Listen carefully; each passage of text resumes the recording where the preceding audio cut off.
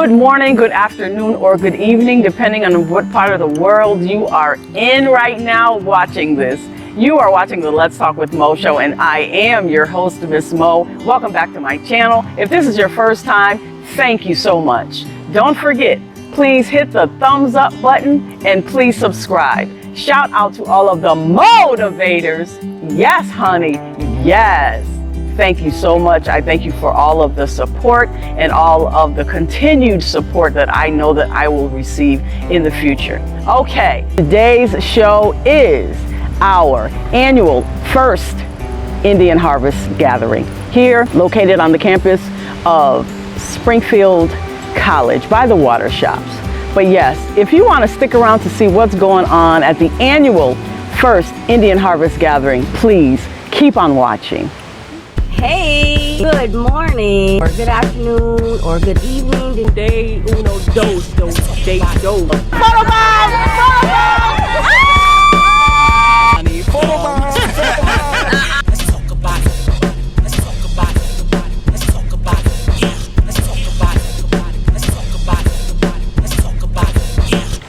Before I get into anything, if you happen to notice in the back of me, this thing right here that's hanging. Hi, Charles. Hi. This thing right here hanging, this is a bird feeder because I happened to walk by it and I said, I wonder if this has anything to do with our event today. But this is a bird feeder. So any little bird fellas that come around, they're gonna fly and then they're gonna nip at that and then they're gonna eat hearty and merry. So that goes to show you, we feed everybody. All right, guys, just stick around. This is the annual first Indian Harvest Gathering. Stay tuned.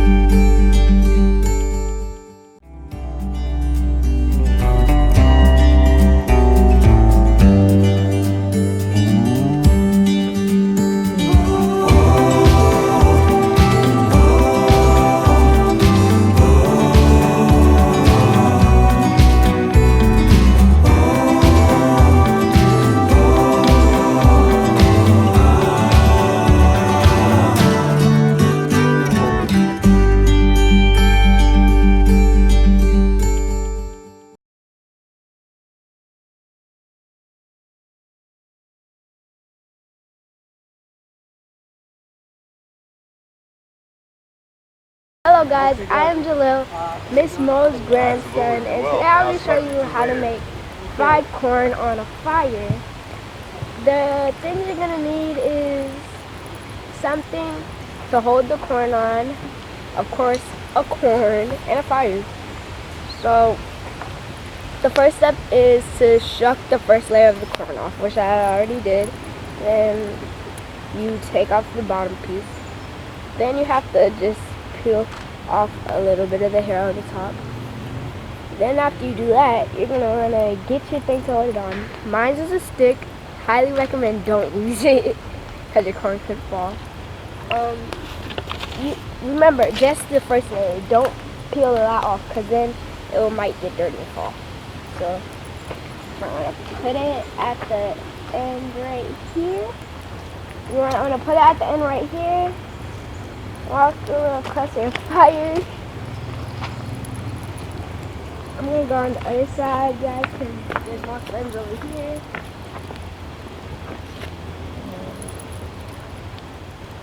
And if it falls, don't worry about it, because it's just the first.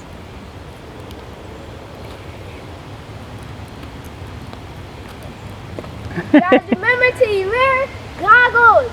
Wear goggles. Mommy, can I borrow your sunglasses? Wear goggles. Can I borrow your sunglasses? Here we go. Alright, so now I'll be able to now you're ready. the heat. Maintain the heat. Okay. Alright, so as you see, my corn fell, but it's not dirty because it's only the first layer. Plus, we're going to wash it off after with the water bottle. So, if your corn falls, you might want to just get the thing and roll your corn back over to you. Your corn might look a little dirty, but even if it is dirty, you can still wash it off after, as I said. This is off. I highly recommend don't use a stick. What should they use, Jalil? They should use like a frying pan. Or something that can hold the corn better? You know those pizza things that you put on? Boy, get back You on. know those pizza things that you put on, that you put the pizza on and then you put it into the oven? Yeah. You could use one of those. Okay. I highly recommend not a stick. And if you do use a stick, make sure it's a thick one. Okay, a thick stick. I might have to change my stick. Okay. I'm going to change my stick, guys, because this isn't working out, and I already dropped it for you guys, and now you guys are probably like, what is this dude doing, bro? And you need to hurry up. That's what you need to do. That's what you need to do, grandson. Alright, so Oh, so that's a thicker stick. But Jalil, that's a shorter stick, son. I know. All right, I don't want you to get burnt on YouTube. See, look at you. It fell. If it keeps on falling, just roll it into the fire and just leave it there for a couple of minutes because it's gonna cook. And as I said, it's gonna clean off because it's gonna be able to wash off. So Okay, so there is the corn in the fire. And it's gonna cook in there. And like Jalil said, don't worry about it if it falls in. That's where it's supposed to be. How long do you leave it in the fire, Jalil? So the first, alright, so you gotta do it for 2 minutes. But the first minute you put the front in, and then the second minute you flip it. So you gotta take the thing back out the fire. Remember, wear goggles and use a longer stick. I'll just use this stick. So how long should they leave it in, Lil? You can leave it in for about 2 minutes. But the first minute, the front, and then the second minute, the back. And you might want to wear gloves. Oh, come on. Yeah, you need to wear gloves. Okay, so you do one side a couple of minutes and then the other side a couple of minutes? Okay. Like, no, 1 minute for each. 1 minute for each side. And then as you see, he's putting it back into the fire. Watch out for the stick so you don't catch on fire. Hey. Of course, I am here and he has my permission to do this. Supervision. Right, adult supervision. Alright, so I think, do you guys think it looks good? Comment down below. Okay, give me the corn. Give me the corn, greedy boy. Give me the corn, greedy boy. I told you I wanted to taste it. Look at him running. That's how you do your grandmother. That's how you do your grandmother. See, audience, ladies and gentlemen, children of all ages, this is how he does his grandmother. What are you doing? I gotta watch that. Why do you think I said we need the bottle of water, guys? Nah, he gonna wash it off after he done bit off it. Let me see. Oh, look. Here we go.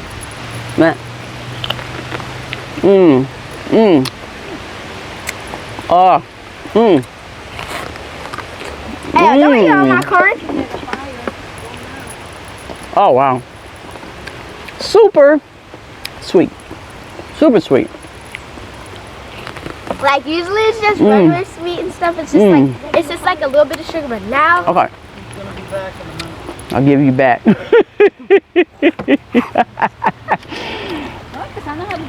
Jalil. Say bye, YouTube. peace out, YouTube.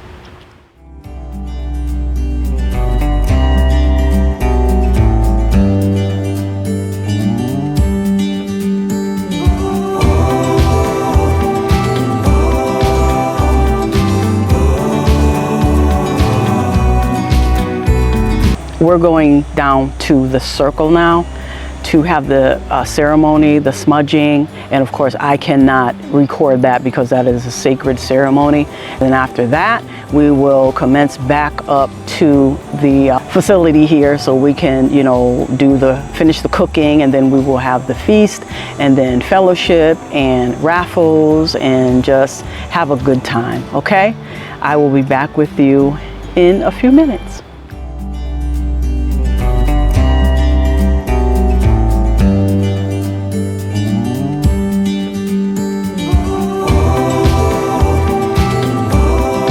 So I'm sitting here with Julio, and I need him to give us some information about his native name, himself, why he opted in to help start our Native American Intertribal Council of Western Massachusetts, and what the council means to him. Hi everyone, my name is Julio White Wolf. I'm native of the island of Puerto Rico, part of the Taino Nation. I started with the council around 2003. I think they started 2001. Okay. I met Mr. Greyhawk. We met at a gathering. I think it was up in UMass. We spoke, and he told me about the group and the council, and for me to come visit if I like. And I did, and I liked what I saw. The people were great. They wanted to teach the young people and those who did not know about Native culture. So that interests me to give them a hand and help them out and stuff. So I've been pretty much with them from, I want to say the get-go, and I'm still with them, helping out. Yeah. I also do other groups too, but I got a good family here, and I hope it stays that way for a long time. Thank you. Now, what was your native name? White Wolf. White Wolf. Means Lobo Blanco. Yes. Yeah. Yes. I hope. Yes. Thank you. You're welcome, dear. That was White Wolf, ladies and gentlemen. Yes. I hope.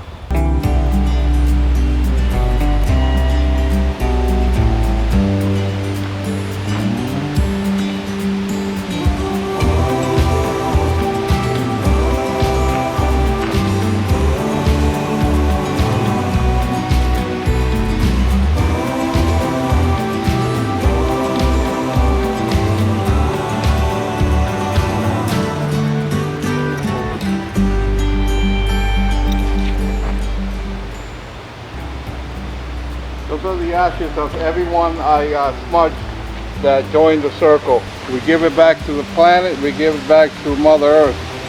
And that way I go home empty-handed. And definitely so their prayers can reach the supernatural world, to Mother Earth. I hope. So we are all done with the smudging ceremony and the actual ceremony that we have after the smudging. We do the prayer, and you know, everybody says a few words, and then after that we give thanks to the Creator, and we, you know, throw ashes into the fire from all four corners of the earth, you know, giving honor. We're going in now, everybody's in there now, we're waiting to eat, we're doing fellowship, there's going to be a raffle, plenty of food for all.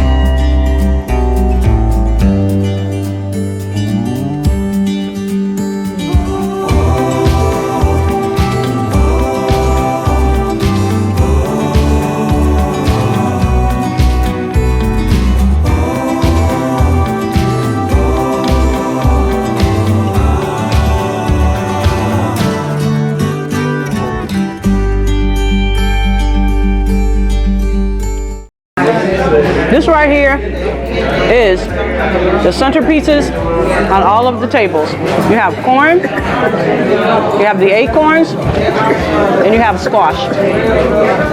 And this right here, oh, look, where is it? Right here. Looks like a chili pepper. Very nice, very nice. I did all the centerpieces, by the way.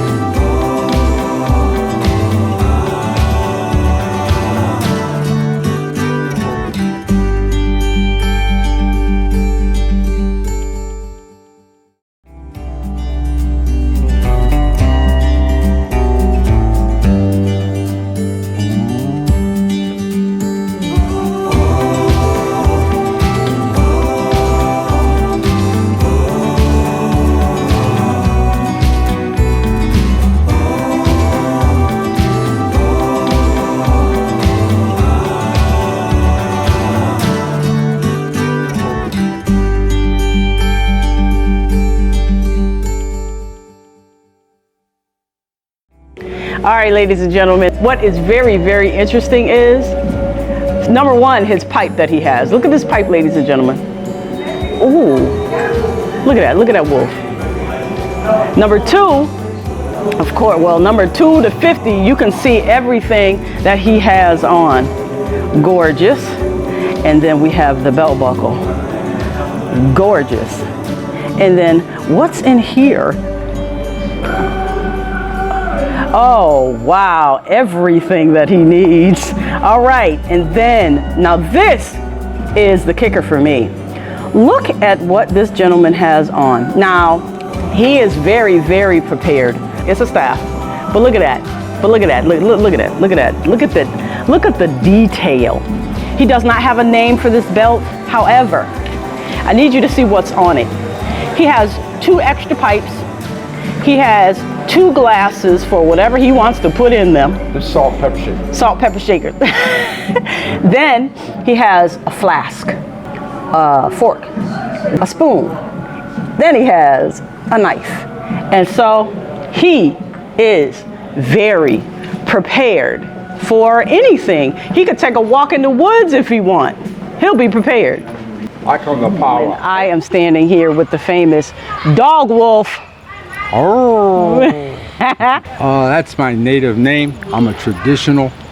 My people are the Seminoles and the Cherokees. I'm from out of that North Carolina, Virginia area down there. My people migrated up when I was a month old, and I haven't looked back since. You know, I went up to the corner, been around the block, been around the world. Back in Springfield, among my people, feel right at home with them. You know, they're good people. Okay. They put a handful of us. Right. What the handful is a handful.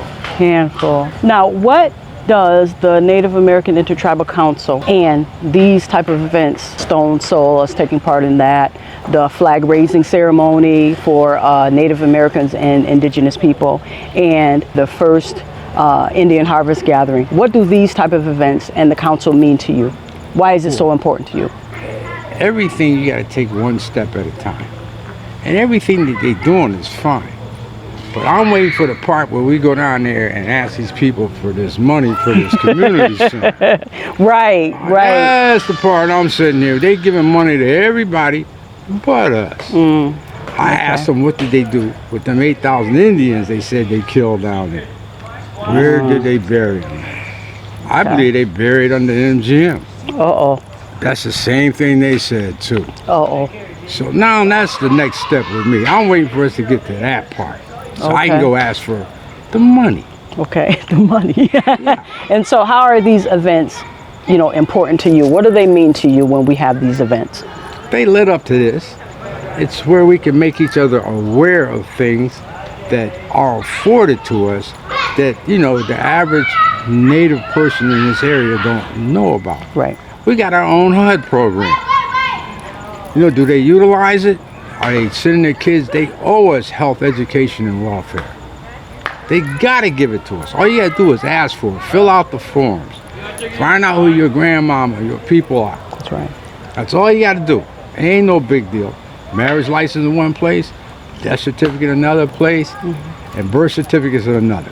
That's it. That's it. Ain't no big deal. No big deal. So finally, everybody remembers my cousin, your friend, Greyhawk. And it will be 2 years this coming January since he has passed on and left us. So what do you have to say about Greyhawk? He left a dent, a huge footprint here for our people. He was instrumental in making things happen. Is he missed, but not forgotten? No. Thank you, Mr. Dog Wolf. My name is Bear Spirit. My family heritage is Abenaki and Mohawk Right. and Maui. How I got my name was that I was driving up to Sutherland, Massachusetts one night, one early morning, and in the middle of the road sat a bear. And I stopped a few minutes, a few yards, maybe 5 yards from it, and it sat there and it stared right at me. And I sat and stared at it. And we must have, I don't know how many minutes it was. It could have been about 3, 4, or 5 minutes that we stared at each other. Then it got up and it went off into the woods. And a bear came down from the woods across the road, and it turned and it looked at me. And I looked, and I was the only one on the road. And this was, I would say, in early morning. And then it went off into the woods. And So that's the second encounter with a that was bear. the second encounter of the bear. Then I had a bear in my dream. Oh my goodness, what's going on with the bears here? And it was like it was trying to tell me something. So I didn't think nothing about it. Later on, I had told Jake about the encounters of the 3 bears. And later on, Jake had said, well, we got to give you, we're going to give you a name. Okay. And he gave me the native name, but I didn't remember what it was. But he said, you're in English, it's Bear Spirit. Okay. And I said, oh, okay. So it seems like I have that bear spirit, because when a bear feels that he is threatened, he gets angry, and I do get angry. But I do my best not to lash out like a bear would do. Okay. Hence the name Bear Spirit. And hence the name Bear Spirit.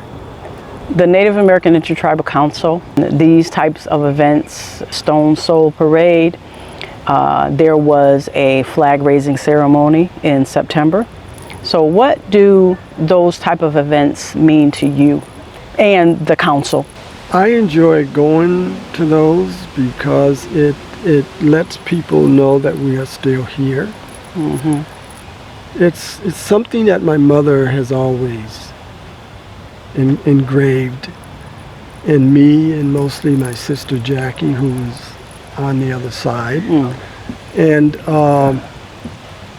she has always talked about being Native American. Okay. But she never had a chance to express it or be able to understand the tradition When I first heard about the Intertribal Council was through Gloria, Gentle Running Deer. My mother. And when was this?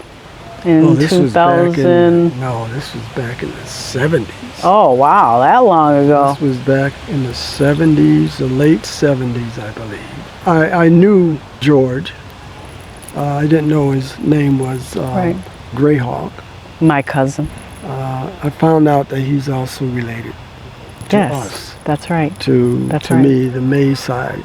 I felt his spirit and my spirit connected. Now, there's only very few people that I know that spiritually I'm connected to. This is true. George Greyhawk. He had told me about it, so I decided to go visit. I learned a lot. Let's just say the rest was history. The rest was history. Bear Spirit, thank you so much for coming to talk with me, and thank you so much for being on the council. Many blessings. All right, we are standing here with White Eagle. Tell me what tribe you are from, number one, and number two, what do you like about the First Harvest Gathering, and why is the council important to you?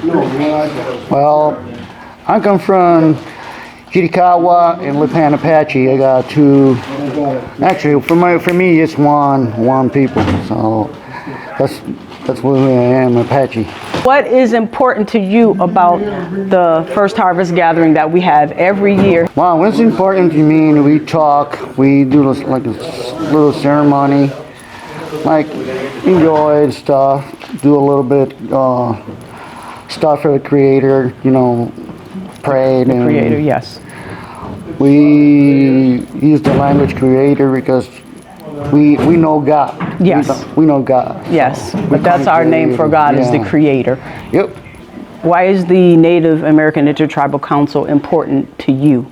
Well, it's important to me because when I got the first time I was in Native American ordinance in Boston Center in Massachusetts Center Native American. Okay. I started from there. In 2012, I started going in.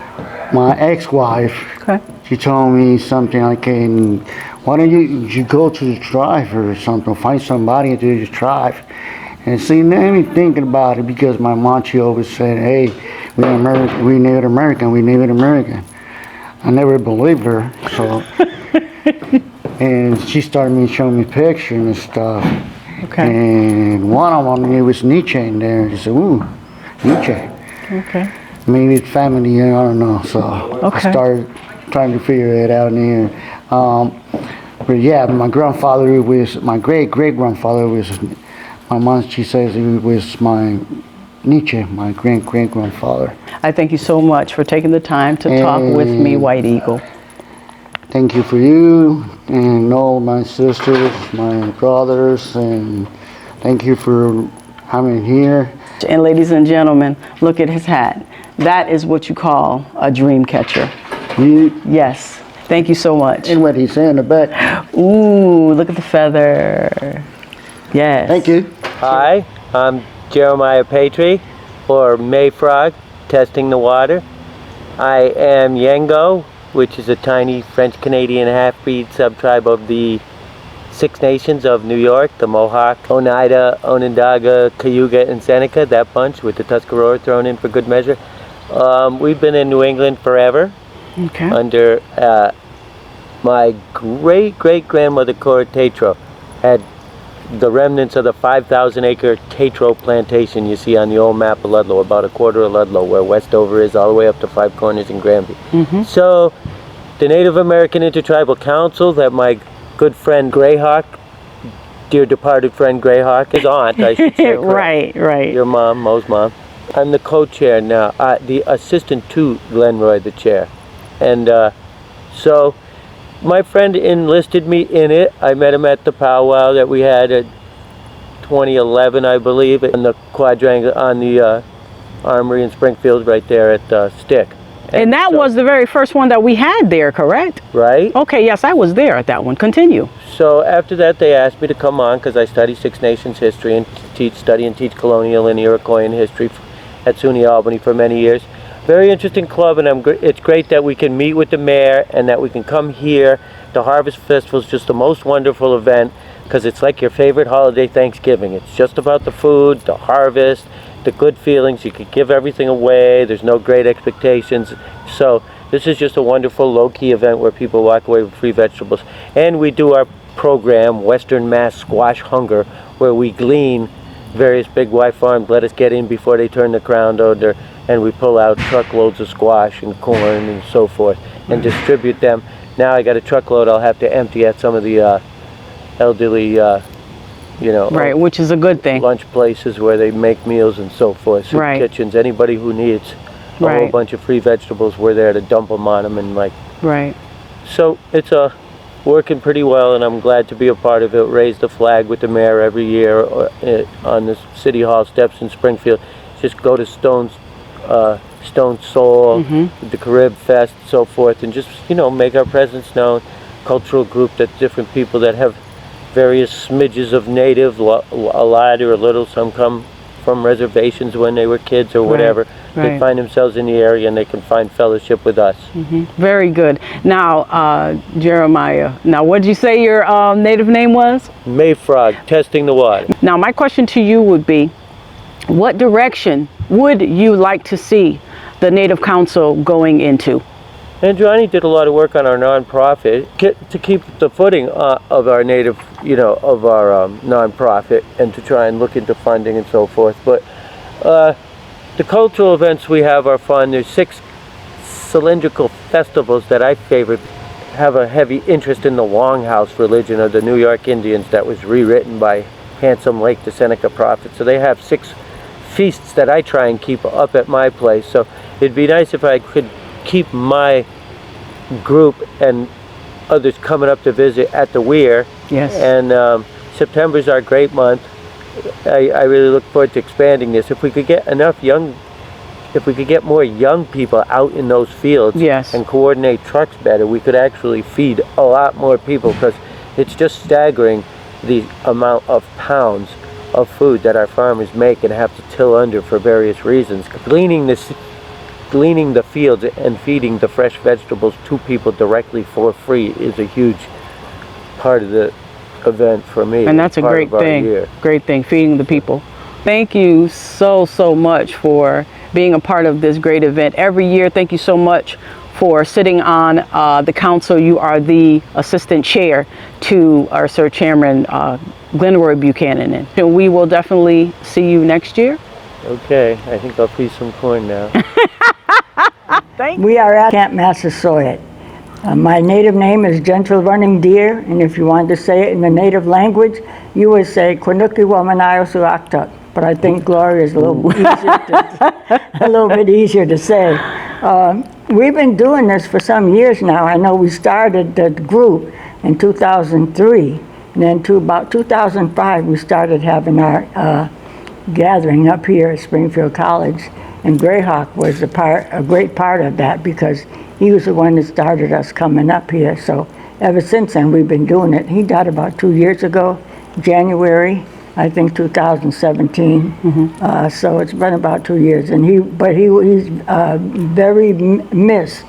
And Spotted Owl, his father, and Gentle Waters, his mother, all 3 of them used to come here to the Native annual harvest gathering. And the gathering means a lot to me, because it represents our culture, it represents our native culture. I am Mohawk, as part of the Iroquois Confederacy, because there's 5 nations of the Iroquois Confederacy. It's Mohawk, Oneida, Onondaga, Cayuga, and Seneca.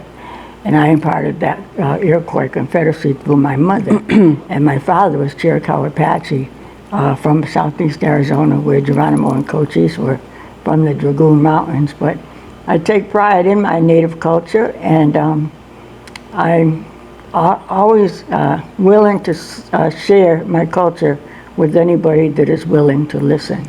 what our goal is finally For the Native American for the Native Intertribal American, Council? Yeah, Intertribal Council of Western Mass is to try and get a cultural center going.